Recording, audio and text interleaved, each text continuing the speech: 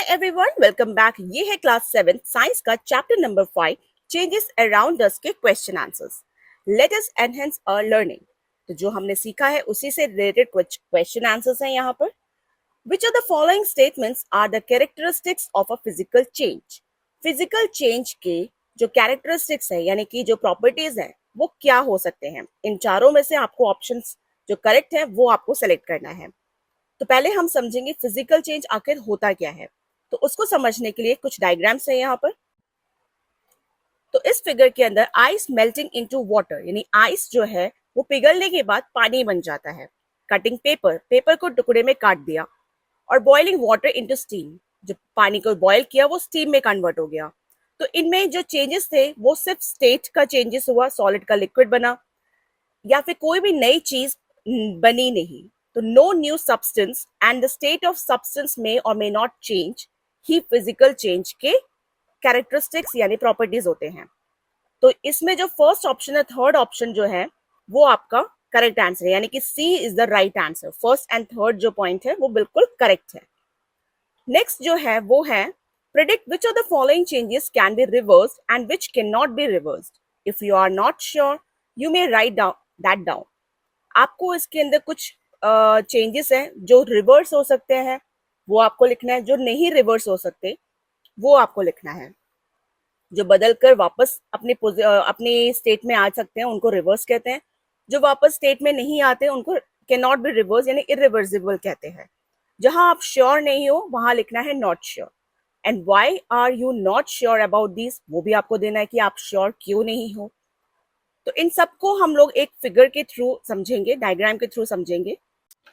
तो इसके आंसर्स हैं, फर्स्ट है stitching cloth to a shirt.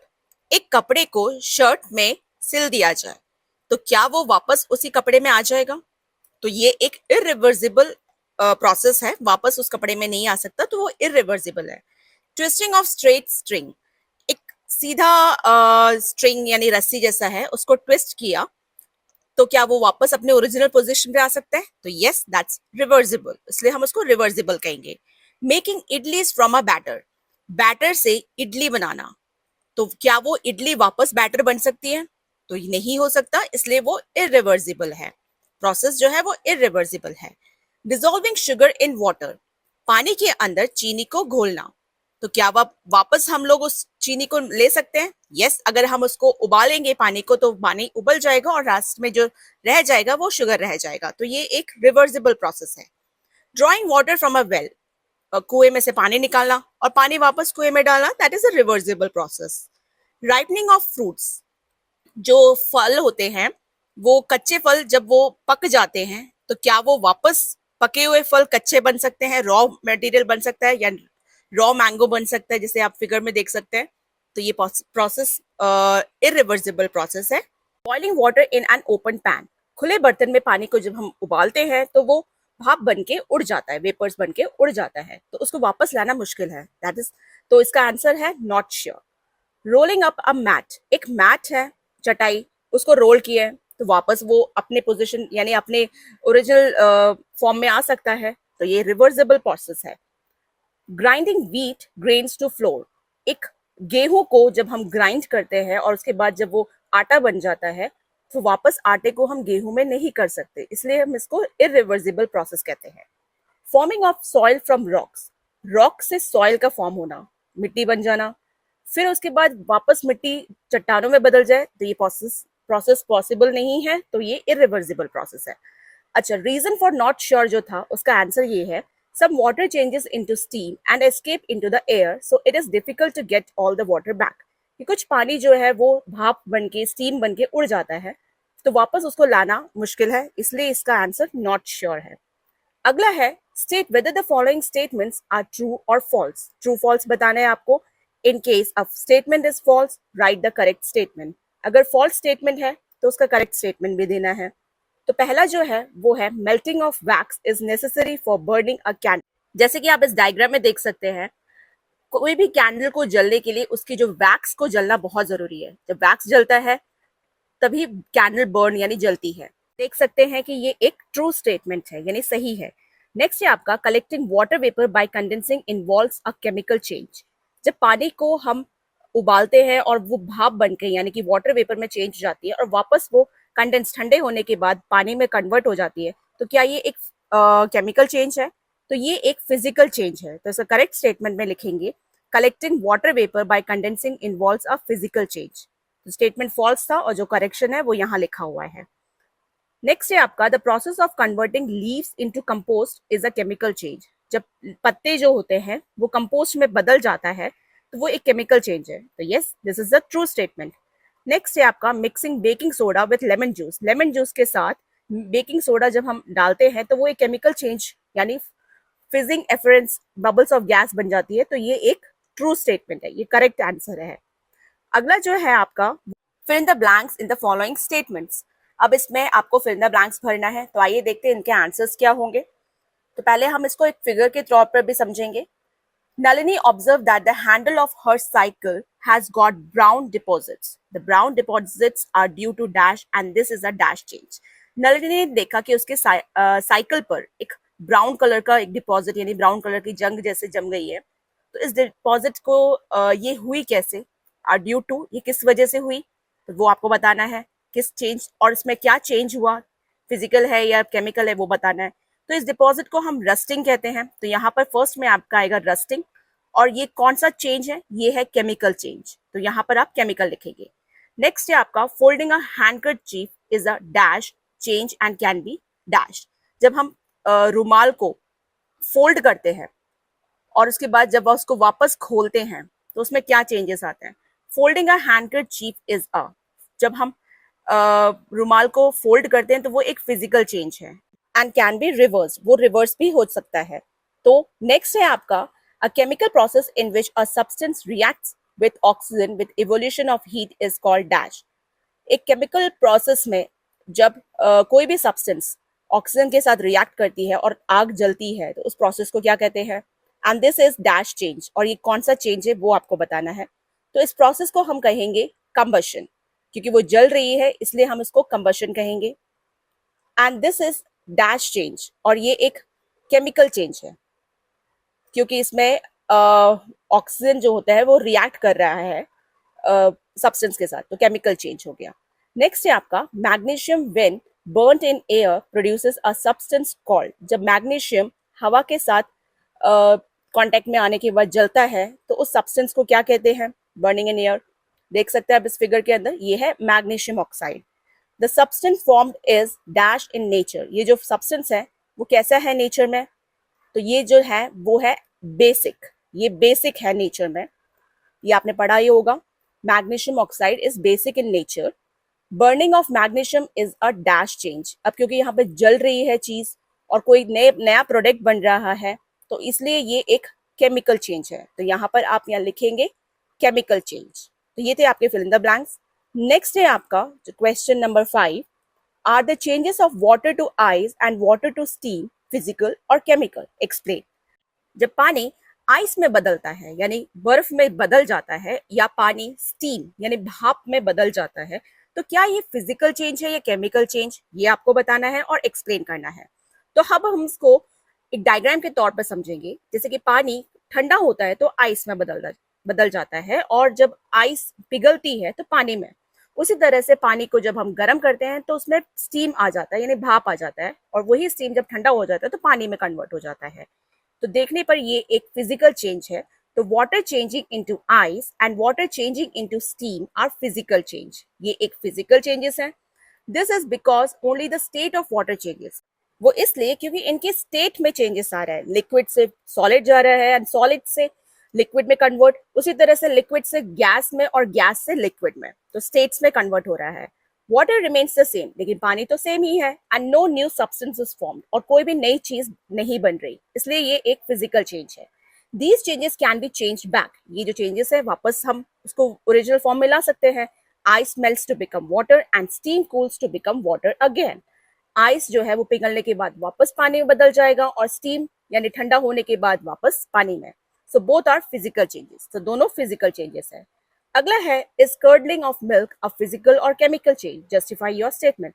जब दूध से दही बनता है तो वो फिजिकल चेंज है या केमिकल चेंज, वो आपको बताना है और स्टेटमेंट को जस्टिफाई करना है। जैसे ये मिल्क है वो कर्ड में चेंज हो गया, तो curdling of milk is a chemical change, वो एक केमिकल चेंज है क्योंकि नया प्रोडक्ट बना है, because a new substance called curd is formed, क्योंकि एक नया सब्सटेंस यानी कर्ड दही बनी है, और दही से हम वापस दूध नहीं ला सकते। Curd has different properties from milk, curd की जो प्रॉपर्टीज है वो मिल्क की प्रॉपर्टीज से काफी अलग है, and the change can not be reverse, और जो चेंज है उसको हम बदल नहीं सकते।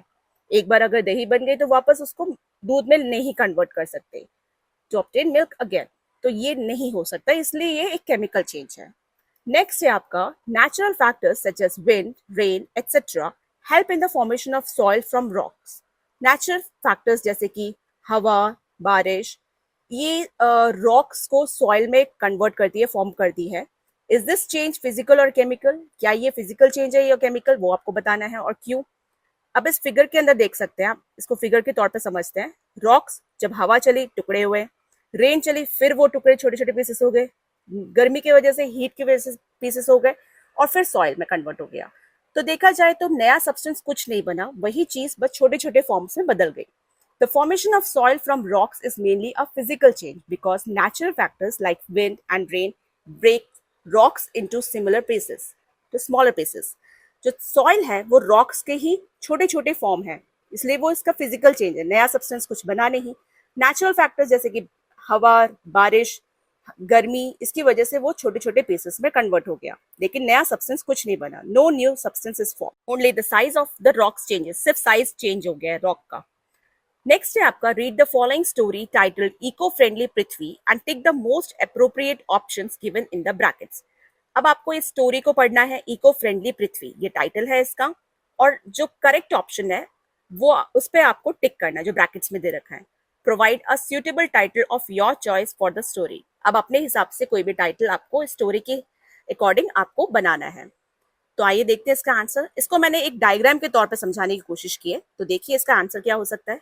ये पूरा पैराग्राफ है जिसको आपको लिखकर और जो ब्रैकेट में दे रखे उनमें चेंजेस जो है वो टिक करना है। तो हम इसको डायग्राम के तौर पे समझते हैं। टाइटल हमारा हो सकता है from kitchen waste to a beautiful garden. तो फर्स्ट में था Prithvi is preparing a meal in the kitchen. Prithvi जो है घर में किचन में खाना बना रहा है। He chops vegetables, peels, potatoes and cut fruits. उसने वेजिटेबल्स को काटा, छीला, पोटैटोज वगैरह कट किए। तो ये कौन सा चेंज होगा, तो ये एक फिजिकल चेंज है। नेक्स्ट है आपका ही कलेक्ट्स द सीड्स। उसने सीड्स कलेक्ट किए, fruits and vegetable peels into a clay pot, और उसको सबको वेजिटेबल पील्स वगैरह, फ्रूट्स के सीड्स वगैरह, उसको एक क्ले पॉट में यानी एक मटके में डाला। तो ये कौन सा चेंज हुआ, फिजिकल चेंज, क्योंकि इसमें नया सब्सटेंस कुछ नहीं बना। अगले में दे रखा है the fruits, vegetable peels and the other materials begin to decompose due to the action of bacteria and fungi forming compost. जो हम देख सकते हैं फल और सब्जियों के जो छिलके थे और जो नया मटेरियल जो थे बहुत सारा जो उसके अंदर डाला हुआ था, वो धीरे धीरे डिकम्पोज होने लगा क्योंकि बैक्टीरिया और फंगी ने उसके ऊपर अच्छे से उसको डिकम्पोज किया। तो ये एक केमिकल चेंज हुआ। अगला है आपका he decides to plant seeds in the compost and water them regularly. उसने डिसाइड किया जो नया सब्सटेंस कंपोस्ट बना उसके अंदर प्लांट्स के सीड्स डाल दो और उसमें पानी डालते रहो। After a few days he notices that the seeds begin to germinate. उसने कुछ दिन बाद ये नोटिस किया कि वो जो बीज थी वो जर्मिनेट यानी अंकुरित होने लगे, and small plant start to grow, और छोटे छोटे प्लांट्स उसमें से निकलने लगे। एक छोटा सा प्लांट उसमें से आने लगा, eventually blooming into colourful flowers, और कुछ टाइम बाद उसमें फ्लावर्स भी आए। तो ये कौन सा चेंज होगा, फिजिकल चेंज या केमिकल चेंज? तो ये एक नया सब्सटेंस बना है, तो ये केमिकल चेंज है। अब क्योंकि उस पैराग्राफ में आपको उसमें टिक करना था, तो ये पूरा पैराग्राफ वापस मैंने लिखा है। जहां पर फिजिकल चेंज है वहां पर मैंने ब्लू कलर का मार्क दे रखा है फिजिकल चेंज, और वो मैं आपको समझा चुकी हूँ उस फिगर के तौर पे। और जहां पर केमिकल चेंज है वहां पे मैंने ब्लू कलर से मार्क किया हुआ है, और इसको मैंने अभी भी डायग्राम से समझाया था। तो ये पूरा पैराग्राफ आप नोटबुक में इस तरह से लिखेंगे, और जहां पर फिजिकल चेंज है वहां पर टिक करना है या उसको सिर्फ फिजिकल चेंज लिखना है, और जहां केमिकल चेंज है वहां पर टिक करके केमिकल चेंज लिखना है। तो ये पूरा वही चीज है जो मैंने अभी आपको एक डायग्राम के तौर पर समझाया था। तो ये था इसका आंसर। लास्ट में है his efforts are appreciated by all his family members. उसकी फैमिली मेंबर्स ने उसके इस एफर्ट को अप्रिशिएट किया। अगला है आपका 9th question. Some changes are given here, right physical changes in the area marked A and chemical changes in the area marked B. Enter the changes which are both physical and chemical in the area marked C. कुछ changes है जो कि इसके नीचे आएंगे जो मैं आपको बताऊंगी, और जो चेंजेस है ए के अंदर आपको फिजिकल चेंजेस वाले बताने हैं और बी के अंदर केमिकल चेंज, और ऐसा कौन सा है जिसमें दोनों होते हैं उसको आपको सी में लिखना है। तो आइए देखते हैं, कुछ ऑप्शंस दे रखे हैं यहाँ पर, उनको भरना है आपको। Process of burning candle, tearing of paper. तो ये इसको मैंने एक डायग्राम के तौर पे समझाया, पहले आप इस डायग्राम को समझिए फिर फाइनल आंसर लिखेंगे। तो फिजिकल चेंज जैसे कि टीयरिंग ऑफ पेपर, पेपर का फाड़ना, अब वो टुकड़े में हो गए लेकिन कोई नया सब्सटेंस नहीं बना इसलिए physical change. Melting of ice physical change है। Folding of clothes physical change. Chemical change में अगर आप नया नेल यानी कील देखते हैं वो रस्ट हो जाता है तो केमिकल चेंज है। दूध से दही बनना, दैट इज केमिकल। फ्रूट्स का, कच्चे फ्रूट का पक जाना, वो केमिकल चेंज है। मैग्नीशियम का बर्न होकर मैग्नीशियम ऑक्साइड में बदलना, वो एक केमिकल चेंज। बेकिंग सोडा का विनेगर से मिलना और एक नया प्रोडक्ट बनना जिसमें कार्बन डाइऑक्साइड गैस रिलीज होती है, तो ये केमिकल चेंज है।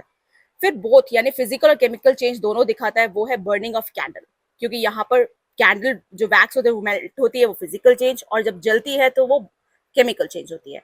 तो यहाँ पर आप फाइनल आंसर इस तरह से लिख सकते हैं, फिजिकल चेंज में ये आ गया, केमिकल चेंजेस में ये आपको दे रखा है, and both physical and chemical change में आएगा process of burning a candle. ठीक है, तो ये था आपका आंसर। अगला जो 10th क्वेश्चन है, लास्ट क्वेश्चन है इस चैप्टर का, वो आपका दे रखा है, the experiments shown in figure 5.11 A B C and D were form. ये जो फिगर दे रखा है 5.11 ए बी सी डी के अंदर, find out in which cases did lime water turn milky and why. कौन से केस में लाइम वाटर जो है, चूने का पानी जो है, वो मिल्की यानी कि मिल्की में कन्वर्ट होता है, और क्यों होता है वो आपको रीजन देना है। तो आप देख सकते हैं चारों डायग्राम्स के अंदर। तो करेक्ट आंसर है lime water turns milky in experiments A and D. A और डी के अंदर लाइम वाटर जो है वो मिल्की में कन्वर्ट होगा, क्योंकि यहाँ पर कार्बन डाइऑक्साइड फॉर्म हो रहा है, because carbon dioxide gas is produce, this is gas makes a lime water turns milky. ये जो गैस है वो लाइम वाटर को मिल्की कलर में चेंज कर देता है। तो ये था इसका आंसर। तो ये थे इस चैप्टर के क्वेश्चन आंसर्स। नेक्स्ट जो चैप्टर नंबर 6 है क्लास 7th का, मैं आपको नेक्स्ट वीडियो में एक्सप्लेन करूंगी। Thanks for watching, please like share comment and subscribe. Till then bye bye, take care.